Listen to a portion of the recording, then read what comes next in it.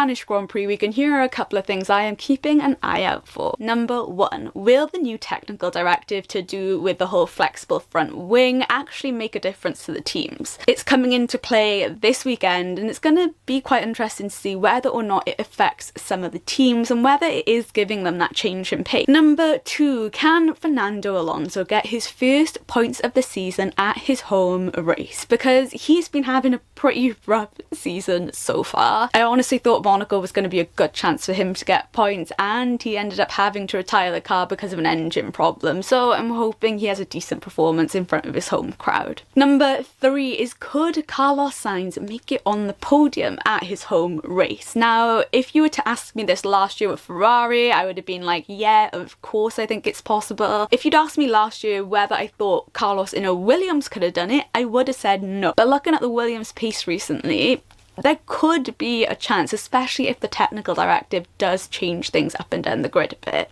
So I've got my fingers crossed. Maybe it's a little bit of a long shot, but we will wait and see. Number 4 is, what is Lewis Hamilton's race going to look like this weekend with his race engineer, because they were having some problems out in Monaco. Now, Fred Vasseur did come out afterwards and say, look, there's no tension between the two of them. Lewis was in an area of the track where we couldn't hear the radio and he wouldn't have been able to hear us, and that's all it was at the end of the race when we thought Lewis was being ignored. But regardless of that, we know there are still some communication issues, and Riccardo Adami's wrong message ended up costing Lewis Hamilton 3 places in qualifying. So I'm very, very interested to see if that gets any better in Spain. And finally, number 5 is, can Mercedes bounce back from what was a horrible weekend for them out in Monaco? Neither driver managed to get out of Q2, Kimi Antonelli because of a crash in Q1, and then George Russell because he had engine failure in Q2. We got to the race and their strategy was not great. They opted to do their 2 pit stops right at the end of the race and they weren't in the points. Are they going to be able to find that pace and find that rhythm again in Spain, or are things like engine issues gonna start causing a problem?